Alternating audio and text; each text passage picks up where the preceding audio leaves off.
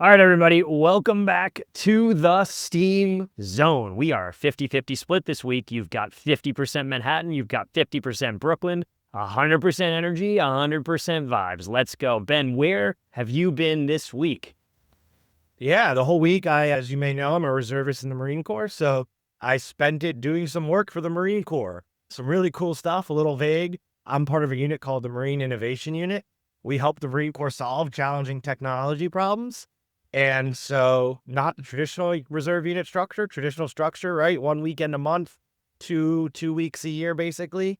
We don't do that. We find gaps in the Marine Corps where the Marine Corps wants help on something, and we go help them solve that technology problem. So I spent the last week in Quantico helping the Marine Corps solve a technology problem, and hopefully some news will come out about that in a couple weeks, but really exciting to see the Marine Corps embrace these outsider ideas, that things like the Marine Innovation Unit. We are not an acquisitions arm, and that's actually really powerful. We're not playing in this space of like how to onboard vendors and doing those things. We are solely focused. Our customer, in heavy big quotes, is the Marine Corps. So we're here to solve Marine Corps problems. Sometimes that involves thinking about what's in the market. Sometimes that involves just doing stuff and writing an algorithm or something like that. So we span the spectrum of solving problems, but it's all about solving problems for the Marine Corps.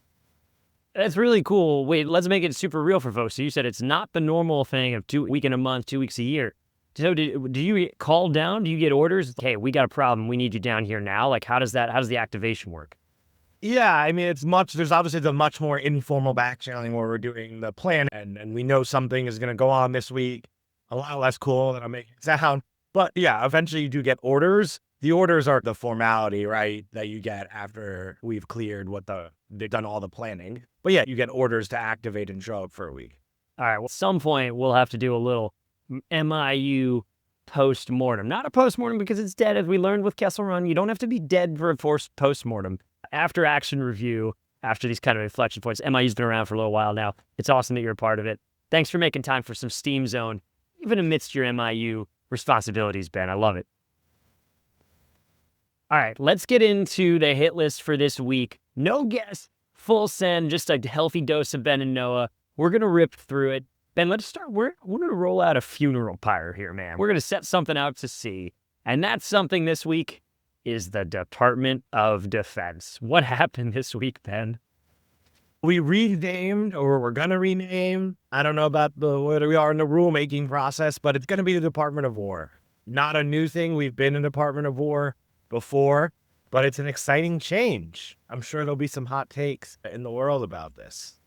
Okay, so here's what happened, right? This week, President Trump signs executive order restoring the United States Department of War. From 1949 until 2025, we've had the Department of Defense. Before that, it was disaggregated, the Department of the Army, Department of the Navy. It was actually separate. We rolled it up into the Department of Defense after World War II.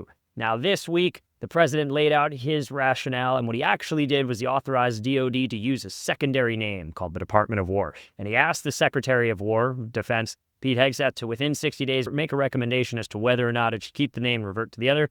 Let's see, what does Pete think of this? If he posted this, he wasted no time at all, Ben, in getting that Secretary of War paddle right up on the outside office door. We know Sec War, Nat Hegseth, he loves the name. Who else loves the name? Let's see what else went on. Interestingly, Ben, we saw Trey Stevens, Founders Fund investor, early Palantir, co-founder of Anduril, coming out big in support of this name change. Great move. If you want peace, prepare for war. We've talked about actions matter, execution matters. This move is about words mattering, language mattering. And so some folks were really excited about this. Others, Ben, maybe not so much. Ben, you've been on the inside. What do you think about this? What are you hearing? I think it's an interesting problem, right? I think you feel it as a Marine differently than I think the rest of the DOD, right? We have a different ethos in the Marine Corps with every Marine as a rifleman than it is true in the Army, in the Air Force, and the Navy, who have their own separate ethoses and culture. I don't think this changes the Marine Corps, right? Because the Marine Corps has always been offensively oriented. It has always had that warrior mindset. I certainly think there are people, when you get into the bowels of the DOD, you feel it when you're a Marine trying to navigate the bureaucracy, trying to get paper orders somewhere. trying to return your gear, that there is a disconnect between this idea of war fighting and what we're trying to do, and then what is actually going on in the big bureaucracy. So a name change can help bridge that gap. Great. I don't know, like we talk about every week, how the name change translates to execution. But I certainly believe marketing matters. I certainly believe that how you say something can influence how people do something. And so I'm optimistic that this will begin a slow, I'm sure, change where people will become more Marine minds, will become more like the Marines and have that warrior culture. But I'm also aware that the military, our Department of Defense, and maybe what will become the Department of War, has a huge responsibility beyond just offensive war stuff, right? There is the range of military operations that include NEOs, right? Haters, all the things the Marine Expeditionary Unit is responsible for, things that the Army and Navy do that have nothing to do with violence or offensive work, but are things that only that department can do, right? So when there's a hurricane in Haiti, when there are all these things that we can do that the DoD is responsible for doing, that I hope we don't lose those things. And I don't think we necessarily will, but we need to make sure as we go forward, we don't lose those skills as well. Here's the deal, right? And yes, words matter. And this is the last time we're going to be discussing this on the Steam Zone because it doesn't actually matter that much. What it matters for is recruitment, perceptions, how do you scope what's in and out of responsibility? What it doesn't affect is like how people do their jobs day in, day out, which is what we need to be focused on. Now, here is what's something that's a little bit interesting, Ben, which is I dug in this morning a little deeper to this story. A story came across the timeline from one of the great messaging gurus in the tech world, Lulu Chang Meservey.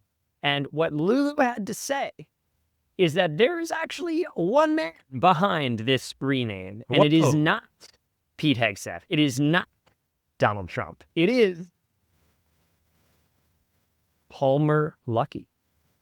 Fascinating take here. Apparently, Palmer has been on this train for a number of years, dating back to the beginning of the Biden administration. He's been agitating for DoD to be renamed to the Department of War.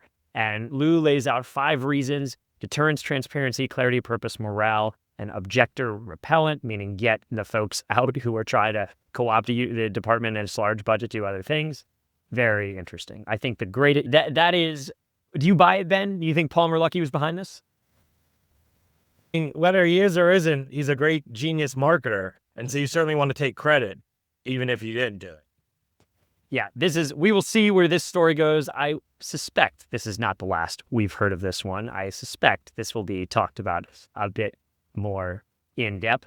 But regardless of who did, we've got it now. It is the Secretary of War. It is the Department of War. Unless something radical changes in 60 days, we'll see. I hope, and we'll find out, if this becomes a partisan thing and when Democrats are in power, we have a Department of Defense, and when Republicans are in power, we have a Department of War.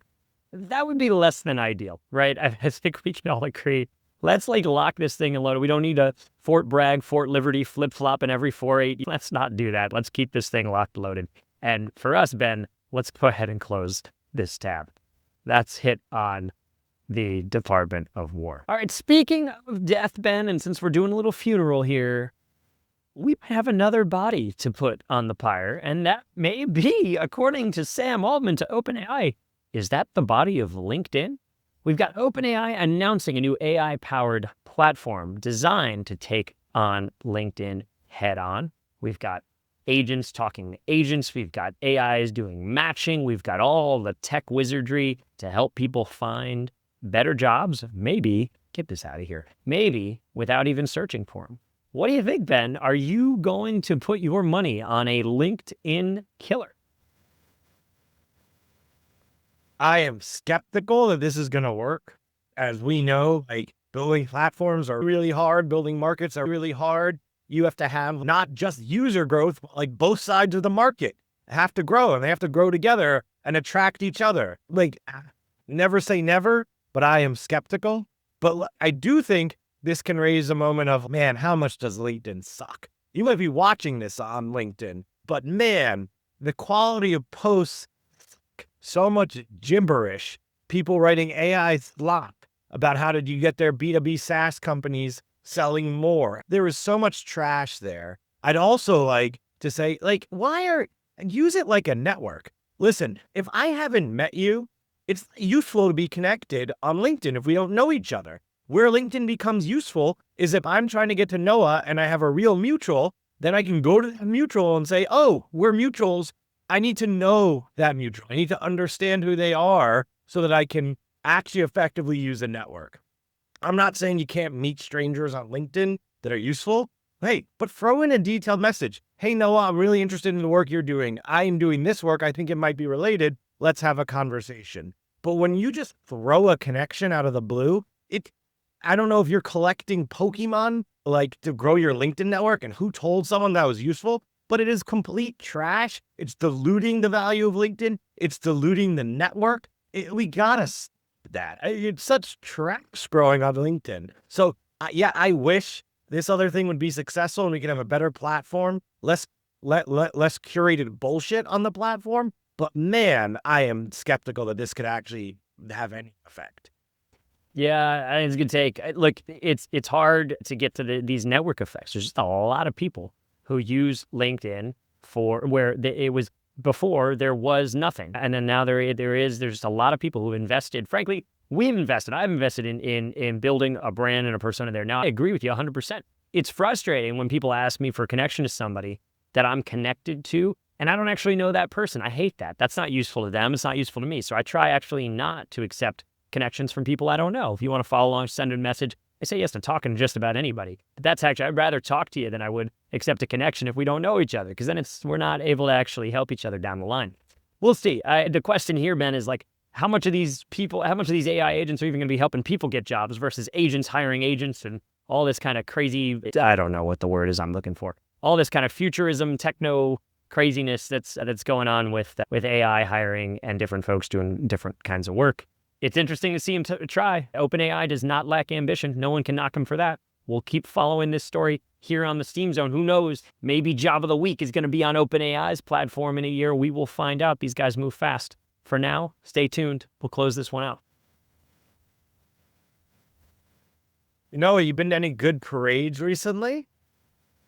Parades are so back, man. We had America's 250th, the Army's 250th parade. We had a big July 4th parade. And guess what? Our friends out east, China, Russia, North Korea, they wanted in on the action, Ben. They didn't like seeing the U.S. stomp around and parade military gear. So this happened last week. We saw all sorts of military materiel, equipment paraded through the streets of China, along with a pretty stark image, which was Chinese leader Xi, Russian President Putin, Kim Jong-un, all together coming up the stairway here. Look, these three guys, we've seen them at conference tables. We've seen them at the Shanghai Cooperation Organization. We've seen them at meetings. We haven't really seen them look like guys who were talking about war at this level before. That's a little disturbing. What do you make of that parade, Ben? I make nothing of it. Execution is all that matters. We say it again and again. It's like a fun time parade. I'm sure someone will freak out and overreact to the imagery, but do I have larger concerns about these countries working together? Absolutely. This could be a huge national security problem. But is the concern manifested in the moment of the parade of having any significance? No, I think this is just a parade. Yeah, funny enough, you saw in the cryon there, one of the stories out of this was that they caught them on a hot mic talking about immortality and how you could do organ transplants. Interestingly enough, organ transplants are banned in China, I believe. And so President Xi was talking to President Putin about how, oh, yeah, you could just get younger organs. You may never die. That rubs some people the wrong way. Some folks said, yeah, but what do you expect? These guys they're autocratic leaders. Of course they want to live forever. She's suspended the Constitution. She's had more terms than anyone. Putin's been in power, I think, now longer than Stalin. These people, they love power. They love life for themselves. They're going to want to live forever. The question I have in looking at this is, what have we done as the United States that has pushed or pulled away from this point, right? Now, were we ever going to be allies with Kim Jong-un? No, I don't think so, even though Trump walked over the line and all that kind of good photo op stuff. Are we ever really going to be allies with Putin in a World War II scenario like we were last time? It doesn't seem like it right now. But the reality is there are things that we can do to accelerate this kind of this deepening of ties on their part, and things that we could do to stop them. And I'm not sure that our policies have done a really good job of preventing us getting to this point. And frankly, the momentum is behind closer ties on their front. We're not doing anything to fracture that relationship, or crucially, to give them off-ramps from this relationship or of needing it. And there's a little bit of schizophrenia where it's, okay, we're not going to export chips, and then now we are going to export chips. And from their perspective, is self-reliance and closer ties with folks that they can count on to be staunchly anti-American or anti-U.S. It seems to be the safer option. Any ideas on what we could be doing to prevent this, or does it just truly not matter? Now you're muted. I think it's twofold, right? You need the carrot and the stick. The stick is a lot of the stuff we talk about when it comes to the Department of War, but the carrot can be, how do we find ways to work together, right? How do we find mutually beneficial agreements, whether it's around trade, whether it's around working together on issues where we're aligned. So I don't have the answer, otherwise I'd be in the State Department or in the Department of War more fully working on these issues. But no, I don't have any. Well, we do have the National Defense Strategy in the works. There's some leaks starting to come out within the next week or two. We could be doing a deep dive here on the Seam Zone to see how we're going to attack this as a nation. So stay tuned on that one. Let's go ahead and close that tab. We are apparently looking at some of the other ways that foreign information operations happen here, the ways that foreign powers try to influence the hearts and minds of the American population. So an interesting story this week from something called the Singham Network. Have you heard of the Singham Network, Ben? No, but it sounds really suspicious and worrisome. Yeah, indeed it is. So here's the deal. House Republicans have now opened a formal investigation into what they're calling the Singham Network. It's a web of nonprofits and activist groups linked to an American businessman, a centimillionaire, close to maybe even a billionaire at this point, a guy named Neville Roy Singham. Sounds like a Bond villain. It turned out that Singham founded a tech company called ThoughtWorks. He sold the company in 2017 for something like $800 million. And he moved, of all places, to celebrate his newfound wealth, to Shanghai, China. Turns out that Singham is actually a longtime socialist and an admirer of Maoist thought. And this isn't a political statement. This is his own ideology, his own words. He's donated millions of dollars to left-leaning organizations in the United States. That's not a crime, right? The lawmakers are saying that some of these groups, including groups like the Party for Socialism and Liberation, the People's Forum, the Answer Coalition think tank, have promoted messages sympathetic to China's Communist Party. Now, again, communist thought, not my cup of tea, is not actually illegal here in the United States. But what the Oversight Committee is now probing is whether the activity violates U.S. law, specifically the Foreign Agents Registration Act, or FARA, because Republicans believe that this funding from Singham might be a dark money network that's actually tied to protests and violence across the country. Specifically, Republicans are looking at anti-ICE demonstrations and protests in places like L.A., as well as some of the pro-Hamas encampments and protests that we've seen around the country in the past 2 years. Now, here's the interesting kind of tricky piece of this, right? Singham and his crew, his supporters, say he's just backing grassroots activism, that it's not foreign propaganda, it's just his beliefs. But investigators are now getting his financial records dating back to 2015. They want subpoenas to make sure that they have all the information to see if, in fact, this is any Chinese funding. Now, Ben, I don't know exactly what's going to happen here. I imagine that a guy with close to $1 billion to his name can fund whatever he wants. This is not new. Republicans talked about George Soros for a while, and the left has had their boogeymen, Sheldon Adelson, the Koch network. Rich people fund politics. That's a thing. What's also been in the news is that both sides are concerned about foreign influence in American elections and American politics. You're now hearing about concern around China. Obviously, folks remember 2016, the Russia focus that, hey, was Trump compromised or was Russia putting their finger on the scale to leak Hillary's email server or what have you? So that's not new. But the key question here is, how do we in the United States define the line between legitimate freedom of expression and thought and foreign influence operations to influence and to impact the way the American public thinks, acts, and votes? What do you think? Yeah, this might seem like a new problem, but it's actually not a new problem. I think in some ways this goes back to the founding of America with our second president, John Adams, who signed the Alien and Sedition Acts in a very un-Adams way, maybe for some would say hypocritical, when we had a lot of tension with France. And the government wanted to shut down dissension when it came to our newly formed federal government and this emerging tension with France. And Thomas Jefferson, maybe on the other side of that, we can do our history segments later. But I think this has been a constant tension and pull since the founding of America. This is not new. And I think that's important to note, that it's not a new thing in America. We have these ideals of freedom of speech, and then again and again, they smack up against other interests.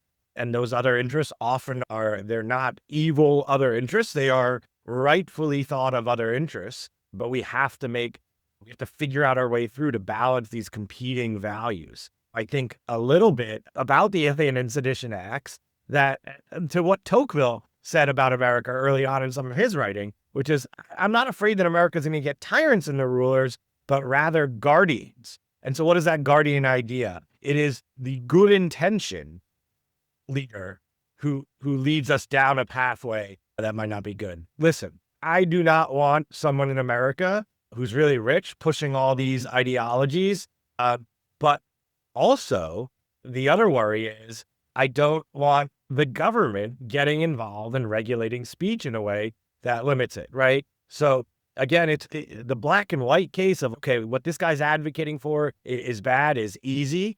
Sure. But once you start building the system and the structure, the guardianship around language that could limit a guy like this, who we all agree is bad, right? What about the next guy that we don't all agree on? How do we dismantle that power structure, those rules, to protect us in a way to protect speech in the future?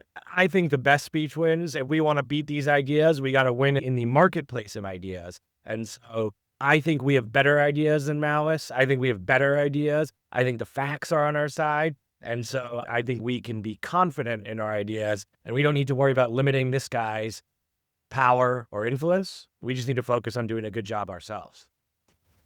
Yeah, I agree a lot of what you said there. I want to make one caveat to folks, is just that we obviously, not everyone has to agree on this. There are people who are obviously very strongly on both sides of these issues, and folks who may support something that the president does or not. This is a bipartisan program, it's a nonpartisan program. The question here is around how you address something like this, that this administration wants strongly to be against, other administrations may be in favor of. The question is, how do you draw this line where it's not where it's rule of law and rule of principle, not rule of personality? And that's what we've got to figure out. I don't want to see this guy doing what he's doing, but I fully understand that there are others who live in this country who support it. I'm more concerned about how do you win the war of ideas and make sure that America doesn't become just another Maoist fascist state. So with that one, we'll keep an eye on the Singham network. We will keep an eye there, and we will close that tab. On the flip side of this issue, Ben, and this is kind of interesting, right? Because on one hand, I'm taking a strong stance against what is perceived to be a Chinese or potential Chinese influence operation. On the flip side, there was some big news last week with respect to China. And this has to do with the president's policy with respect to Chinese students in American universities. So in the beginning of this administration, we saw a crackdown on Chinese visas, right? Now the president is reversing course and is actually expanding the number of Chinese students that are going to be allowed to study in the United States. In 2023 and 2024, there were about 278,000 Chinese students in American higher education system. They were the second largest group of international students. That peaked at about 370,000 in 2019 to 2020, but it then decreased substantially. Last week, President Trump and the administration announced that they had a new agreement with the People's Republic of China to allow 600,000 Chinese students into the country, just about almost a doubling of the previous high water mark.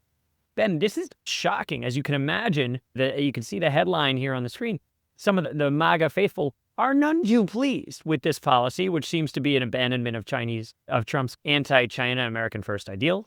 The Commerce Secretary, Howard Lutnick, went on television and basically said that this was an essential policy because America did not allow these 600,000 Chinese students. All students would end up moving to better schools, and the bottom 15% of universities and colleges would go out of business in America. These are really interesting arguments from an administration that presumably has been at war with some of the most elite universities, trying to revoke funding from places like Harvard and Columbia and Penn until they comply with different policies. What do you make of all of this, Ben? Is this a good thing that we are admitting these Chinese students? Is this a bad thing? Is it an abandonment of MAGA? Is it pro-MAGA? Help us make sense of it. Yeah, that's a good tension, right? I think, which ultimately comes down to, I think, the larger issue of how do we attract the best talent in the United States? So if there's going to be a bunch of foreigners from any country coming, like all my ancestors did, how do we get them to be really hyped about America and then contribute and want to keep building this great country? And so the conversion rate, to use a consulting term, how do we convert these into Americans is all I care about. And I think the detailed execution there, because let's keep growing America and getting the best talent here. So hopefully this is a way to do it. Yeah, it was left unsaid in this conversation is President Trump and Secretary Lutnick, are they advocating the naturalization of these 600,000 Chinese students, as in they become American citizens after? Or are we educating them and then sending them home? Both of those have problems. If you're naturalizing 600,000 Chinese students, there are going to be a lot of people in the U.S. who are saying, wait a minute, I thought we were reducing immigration and try to have a kind of a pro-nativist approach here. We wanted more American birth. They're going to be concerned with that.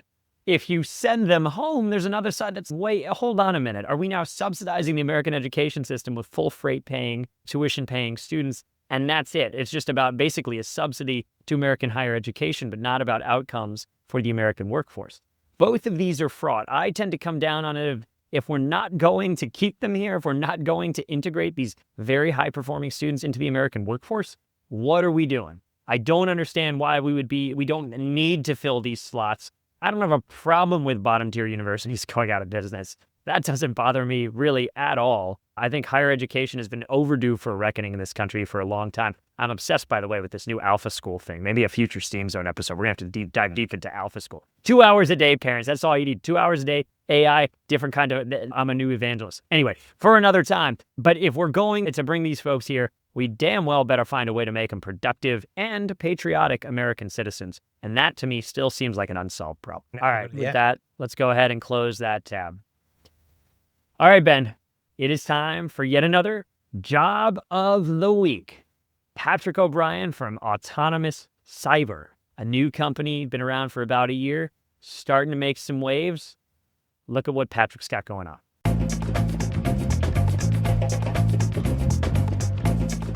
I am joined today by Patrick O'Brien, the CEO and founder of Autonomous Cyber.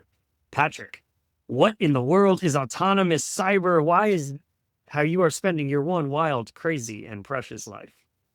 Hey, no, thanks for having me here. Autonomous Cyber is all about ensuring USG competence in the fifth domain. So traditionally, we think there's 5 domains of warfare. It's land, sea, air is the first 3. People usually on space is the 4th. Some people put undersea in there, but cyber is the 5th.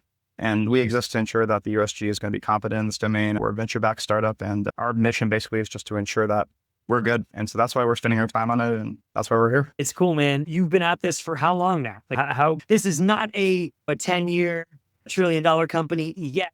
When folks look back at this time capsule, they'll remember when. So how long have you been at the grind here? I mean, defense who's asking, because you're always supposed to, if it's a VC asking, it's supposed to be like, oh, we started like last week. Look at our traction. It's crazy. On a week. So it depends how you count. It's basically my background. So I was at the NSA for 7 years. I went to MIT Sloan for business school, met my co-founder there and started this company at Sloan. We graduated in 2024. So we've been at it about full time for a year. It's probably the most true answer. And we're a company of about 10 now. So scaling, we picked up seed funding from Shield Capital back about like in April. So going from there. All right, brag on the team a little bit. You got 10 people. What are some of the cool if I were walking in and let's pretend I was the guy you wanted to hire. I'm not. But let's just say I was. Why would I want to work with your team? Who you got in the quiver there? Yeah, world-class across the board. We're primarily an offensive cybersecurity company. So you look at basically two of our people, one who focuses largely on web apps, world-class, has found multiple ODAs and bang, just really top-class stuff. Our guy who's on binary has delivered some crazy exploit chains against some really difficult technology. We got military academy, West Point people, like more MIT folks, stuff like that. But just a really cool, solid team. Our designer is just built some actually like a beautiful product, stuff like that. Just really top class people who are super motivated and delivering a really good product right now to our customers. Small, few proud and small team. We love to see it. But you are now adding another member to that crew. We've got one job rec on the street. Yeah. It's our featured job this week. Tell us about this engineering role. Yeah, absolutely. We have an Electron app basically that we're putting out to our customers. And what that Electron app allows our customers to do is leverage artificial intelligence when they're interacting with what we'll call a system under test. So if you're reviewing code, if you're interacting with a web application, looking at binary, whatever, and we're starting to have some really promising, our customers are starting to have some really promising results using that application against the systems under test that they throw our stuff against. On our team, we have a lot of OffSec, like offensive cyber expertise. We have good DevOps, good designer, and we have one really good full stacker. That full stacker is drowning. So this job is about really integrating and helping our team put all of the ideas and all the things that we're trying to build for our customers into this Electron app in a good standardized way. Someone who can bring in like good development practices and help us translate these revolutionary AI-driven techniques that we have in offensive cyber into a reliable core product.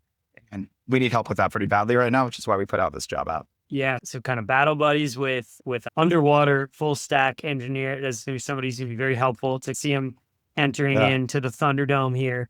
All right, let's do baseball stats and then let's do deep cuts. Baseball stats. Where's this person going to be based? What is their day-to-day look like? If they're crushing in their job, what's the reward at the other end of the tunnel? Yeah, absolutely. So in terms of where they are, we're remote. We take the best talent wherever we can find it. It needs to be a U.S. citizen for some of our export control stuff, but we take remote across the U.S. And not only are we in every time zone right now, we have one employee who literally does van lives. He is nomadic. He is moving. I'm not even sure which time zone he's in at a given time. In terms of reward, I think that goes back to the teams. We're an incredibly mission-driven company. Every single person on this team has some established commitment to mission through defense tech, through actual like uniform service. My co-founder was the officer at 82nd Airborne. Number of veterans on the team, very outcome driven. Almost every week, we're in person with one of our customers. It's either in the DC area or at military bases around the country. And so it's really cool and rewarding to see them be able to use this to achieve their mission. So that's the real outcome. And what's really rewarding about this job is we're a small team. And if you're pushing features, literally, we're having a discussion right now about this major push we're doing for 2 customer engagements we have Wednesday and Thursday next week. And the code we're putting in right now is going to be on mission in 6 days. So speed to flash to bang, speed to boom. Yep. It's all happening in very real time, which is pretty neat. This is not a basic R&D thing where it's going to take years to get in the hands of a user. That's pretty cool. Yeah. Describe the person you're looking for here. And maybe let's actually take that question back. Describe who should run the hell away from this job, even if, let's say they're technically qualified, Patrick. Let's say that they meet the spec on paper. Yeah. The link is in the show notes. You guys can see it in the job description down there. But just because they have the technical skills or just because they want to work on this domain, it's not for everybody. Who should run far away? Yeah, there's some people that we try to recruit for a very long time that are really talented. And I can think of some of my former coworkers. And I think places where that hasn't been a good fit has been folks who are just tired because they've done really cool stuff in their career. And they've spent the last 3 years going at full speed. And they just want to chill and go work at Amazon and make $450,000 a year. And literally, and that's fine. There's nothing wrong with that. That's cool. This job is we try to be chill, but it's not chill. We're going pretty hard. We have such an opportunity to deliver for our customers right now. You really got to be hungry. Music to the investors' ears there, Patrick. You are making some very happy investors. And we will, right? We will ultimately. And the nice thing is we have some really incredible investors. So we're backed by Shield Capital, by the way. It's a big shout out for them. They've done an amazing job of supporting us and putting us in the right places. It has to be someone who's hungry for this job. Some of my friends talk about wanting to hire low ego people. They try to hire high people and I eat the consequences of that. Them. But we want someone who's opinionated, right? We want someone to come in, and I'm not by background the dev, right? And so we want someone who's going to tell us and tell our team how to do these various things in our SDLC. And we have that already, and we're trying to add another person, especially someone who has pretty much every dev right now is working with AI in one way or another. A lot of the new features we're going to be pushing are going to be AI related because it's the core of our product. So someone who has a lot of opinions about that and some expertise there is definitely useful. It is not every day that you hear a founder who's hunting high ego people. I love that you're owning that. And there might be some clashes around it, but especially around an early stage team, you want people who are opinionated, you want people with a strong perspective who are not afraid to fight for it. That's pretty neat. Right. Okay. I know Patrick, we're nearing the end here. If you had your dream, let's say you had your magic wand candidate, what does this person look like? What does their morning routine start like? And how do they end their day? Yeah, I'd say I'm really flexible on that. I think I'll deliberately not prescribe on that answer because I think that we're really open to, we're so outcome driven, right? And I think that sort of culture reflects who we are. And I think that we're not if you look at our commit, like our commit box on GitHub of like when we commit and what days and so on, some of our team works at 11:30 at night, right? Some of our team is working more of a traditional 9 to 5. I think we're open to people in different phases of life, different levels of experience, but what's unique and pretty hard to find is that skill set and that mission commitment and that drive. And once we find that and we see it for this role or other roles, that's where we'll engage. Perfect. I love it. Give us maybe just a peek into the future. If someone's not a fit for this role, but they're excited about what you're building at Autonomous Cyber, are there more coming down the pipeline? Should they reach out? What should people do? We're on that like venture rocket fuel. So we're trying to double within the next year. And so there's a lot of roles, and we probably have 5 or 6 folks in our hiring pipeline right now that we've been hunting for a long time. If you're a good match for this, especially if you have experience in the offensive cyberspace, gov, defense tech jobs, obviously that's why we're here talking about it, just hit us at jobs@8cyber.com. We'd love to just start that conversation. And even if it doesn't, I have 2 hires who are starting, one on the September 29th and one on October 6th. And they're literally people that we've been hunting for since we started this full time. We definitely like to keep that roster. Awesome. Patrick, thanks for making some time to join us here in the Steam Zone. Autonomous Cyber is the company. We will link the job description below, so give it a look. And Patrick will look forward to following your growth and hopefully have you on Crossing the Valley in the near future here to talk about some of your wins. Cool. Appreciate it. No, thanks for having us. Wow. All right, that is an awesome job, an awesome company. A lot of good stuff going on, so hope everyone applies. Okay, this week I am going to talk about something positive. I think my LinkedIn rant earlier was enough negativity, but I was trying to blow off some steam on how fun AI can make trying new stuff. So recently I've been teaching myself how to use some CAD software because I want to design some furniture. This is something that honestly, I don't have the patience to sit through boring YouTube videos teach any of this. But what I can do with ChatGPT, with Claude, is take some screenshots as I bumble through the software, and they'll give me very tactical, specific to the project I'm working on feedback. And it is awesome. I'm actually learning something new. I'm doing it on my own. I don't need to watch a boring YouTube video, and I'm really building something cool. So this is like AI allowing us to do new stuff that I otherwise wouldn't have done. You should all be doing it. There's no excuse not to be experimenting. I love that. I thought there's going to be a big nano banana shill fest, but yeah, it's get out there, make some stuff. Absolutely. Too much fun not to. It's a good time to be a builder. All right, I like this. We're gonna reposition Steam this week, steaming to gassing. We're gonna gas some people up. I got someone to gas up. I want to give a shout out to Rivet Industries, Ben, and I was psyched to see this week. These guys, they won a major program, right? The U.S. Army Soldier-Borne Mission Command program, major award, major momentum. This is exciting.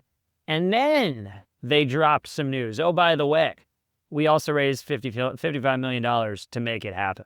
That's the way to do an announcement, baby. You lead with the mission outcome. We're delivering, so we're on contract to deliver something meaningful for the warfighter. And oh, by the way, the funding enables it. So now if I'm talent and I'm looking at where do I want to get in the game, I could go to an untested, unproven, unknown commodity, unknown quantity, and see if I can help build in the future. Or I could take someone that just sold ahead of products The product is good, but now they got to deliver it at scale, a scope that is beyond what they've done before, and I can help make them reality. I know exactly what that looks like. So shout out to Rivet. I thought that was great. That was a great 1-2 punch. They timed it perfectly. They executed it well. They didn't have to get a bunch of hype around a press release and create some strange hype video to just generate fake views. They had real news, and they landed the plane, gassing them up. All right. That's all we got this week. Great week. We'll see you next time. Steam Zone out.